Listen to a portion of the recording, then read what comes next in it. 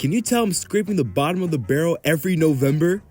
All seriousness, The Neverhood is a series I wanted to review years ago, but I just never got to it. But since I'm dry out of content, now might be the best time to review this series.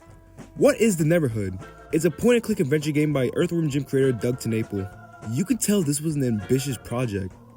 It's a point-and-click game made entirely out of clay. However, the game sold poorly and was forgotten about for years to come, till fucks like me found it and talk about it. There's 2 games in this series, I think. So yeah, November 2025 goes to the motherfucking Neverhood. So what's the story? The game follows Clayman, a clay man who lives in a weird and deserted clay island called the Neverhood. Since he suffered from amnesia, Clayman must explore the entirety of the Neverhood to find out the history behind his world, the people, and himself. There's only a handful of characters here.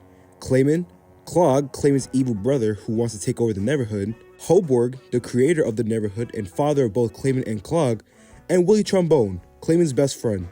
I mean, there's one-off characters too, but they're basically fodder. You can tell the main thing of the Neverhood isn't the story or the characters. Kinda. It's about exploring the world of the Neverhood. It's one of those games where you rarely have to piece together everything in order for the story to make sense. With that, I mean really taking the time to explore every crevice in every area of the game, as there are secrets, collectibles to get, and just some humorous moments here and there. The main collectible in this game are discs. If you collect every single disc, you get the full origin of the Neverhood. These discs are all that are left of the true story. True story of the closing of the Third Age. This is a really good way to encourage the player to take their time with this game, as collecting each disc rewards you with a piece of information about the Neverhood. Plus, you get to see other characters besides Clayman, which is good because this game is otherwise, well, isolated. You mainly see Clayman, who doesn't talk, and sometimes the game won't have music but instead noises of the atmosphere. In a way, it reminds me of Breath of the Wild.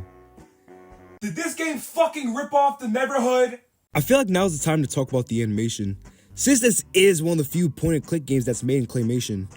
And bro, this is something to admire, especially since 3.5 tons of clay were used to make this game. And bro, the sets are fucking great to look at. It is insanely detailed and insanely textured. Anyone else loves the clay dents in these areas? Just me? Okay. Not to mention, for an isolated game, the character animation is really energetic, which is great since the humor is heavily reliant on the animation. And I think it works beautifully here. The music in this game is composed by Terry Scott Taylor, who was the founder of the bands Daniel Amos and the Swirling Eddies. The latter sounds like a fucking drug, which makes sense because this motherfucker sound high as shit making music. The soundtrack is definitely an acquired taste, as it sounds really bizarre, just like the game itself. Personally, it suits the game well and a lot of the songs are pretty catchy, however at the same time it sounds like the 12 dinosaur oatmeal packs are kicking in for this motherfucker. There's a lot I really like about the Neverhood, however I do have issues with it. And these issues are the reason why I don't really like point-and-click games, besides this one. The first is the puzzles. Of course, they start easy but gradually get harder.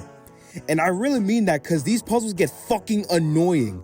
That memory puzzle pissed me the fuck off. You have one try to get the whole shit right, and if you fuck up even once, the game pretty much spits on your fucking face. These puzzles are either aggravating or just kind of boring, especially since some of these puzzles kind of fuck with the game's pacing. And that's probably the biggest issue I have with the Neverhood, the pacing. I already said the puzzles fuck with the pacing sometimes, since they kind of slow the game down. Listen, now I know this game is supposed to be slow. Point-and-click games aren't very fast if I'm not mistaken. But there are areas that go on for fucking ever. If you played this game, you know where this is going. For everyone else, have a seat. You have to walk through an excruciatingly long hallway to get a disc. And each frame has a shit ton of text. If you want to know more about the story and the lore, you have to read every frame thoroughly, which can take at least half an hour if you're a fast reader. If you want to say fuck the reading, just go through the hall, you're screwed as well, as it will take you at least 5 to 10 minutes to reach the end of the hall. Either way, you're fucked.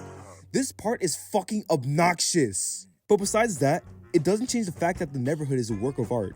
It's not a game that's on the nose with its elements.